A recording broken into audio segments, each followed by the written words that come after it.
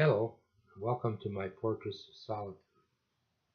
Today we're going to talk about the history of drag racing. Drag racing is something I've always been interested in. When I was younger, I was a participant, and today I'm a spectator, and I've thoroughly enjoyed it down through the years. So, when did racing begin? Well, Richard Petty once asked when was the first race, and he said after the second car was built. Very true statement.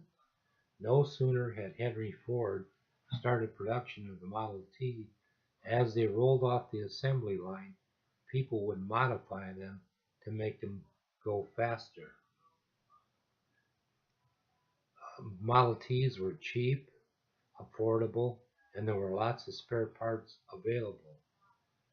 During the 1920s, street racing became very, very popular. People would strip their cars of all unnecessary parts. Off came the hood, off came the fenders. Now we had open wheel cars that could really go fast for the time. Um, these were called hot roadsters, and the short term for that was hot rod.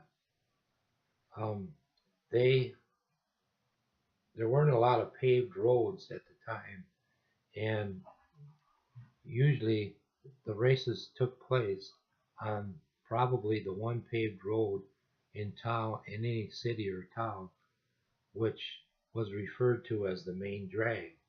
And this is probably where the term drag race came from. Another theory about where the term drag race came from was uh, drag your car out of the garage so we can race. Who knows? It could be either one of those. Um,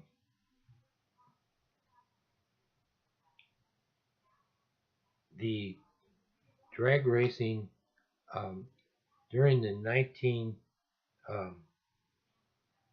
1930s, people also started racing on the dry lake beds of the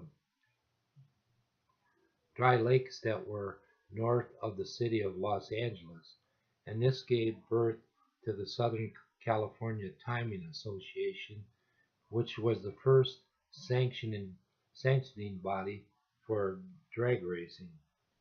And that actually grew in 1949 to the first Speed Week at the Bonneville Salt Flats.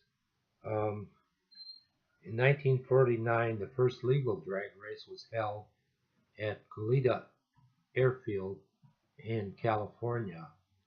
This led to um, weekly drag races at Santa Ana, California. Within 2 years, there were 130 drag strips across the United States.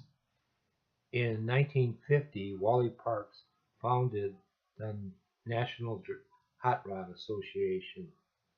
He was also the founder of Hot Rod Magazine, which was a monthly magazine that probably was the most widely read magazine uh, for hot rod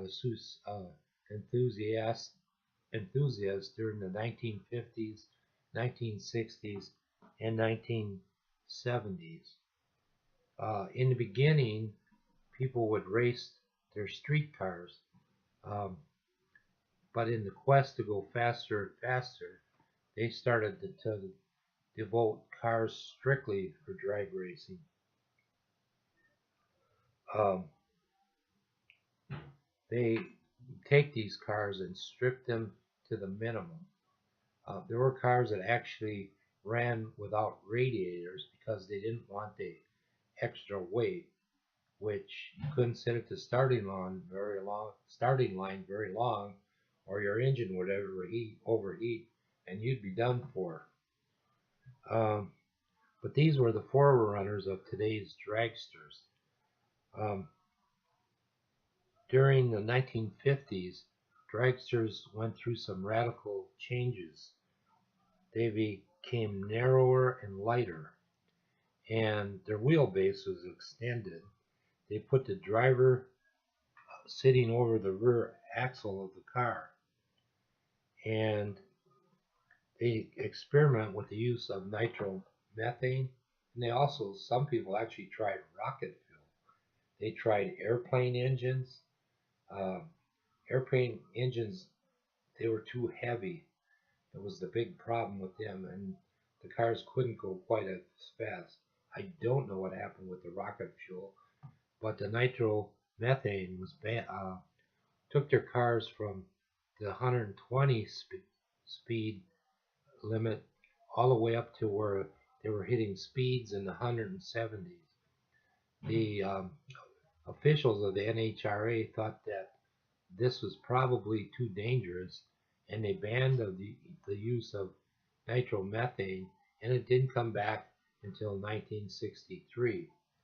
Um, Lots of experiments went on. There were twin engines.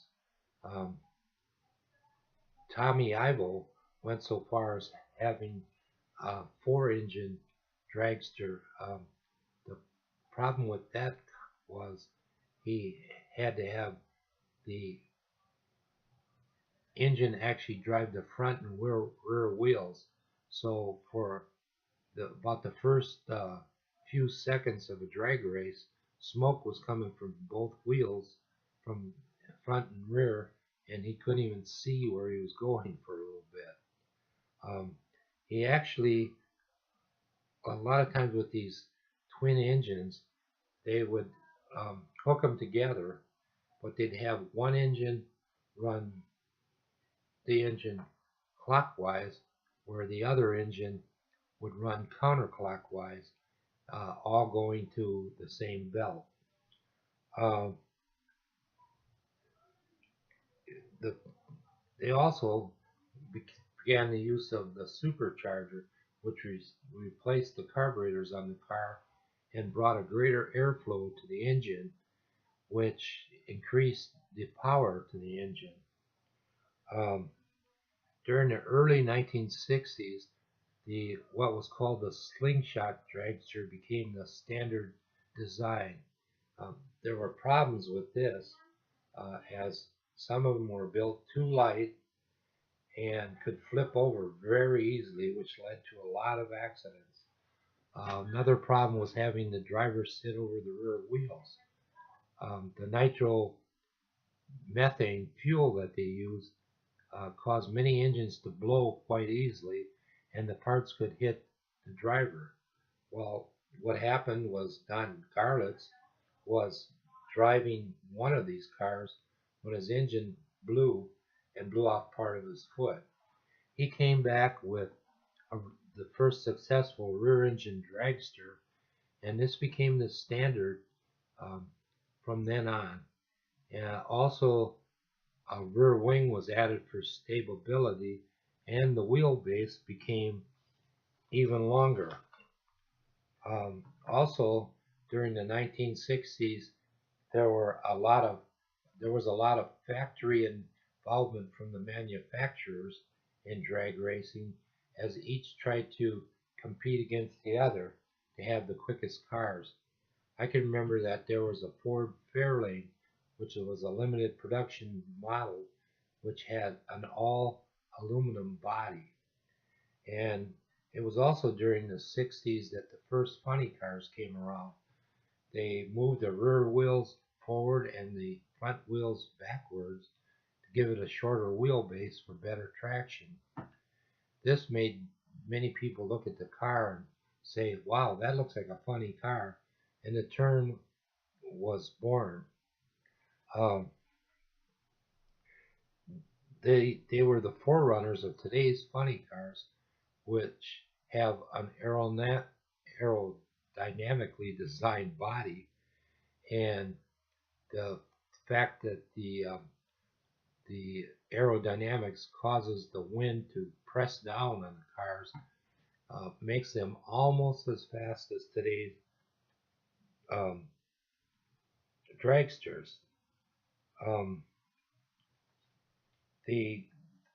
One of the things that came from drag racing, especially from early drag racing, was the auto aftermarket parts industry, which today is over $1 billion industry for all forms of racing.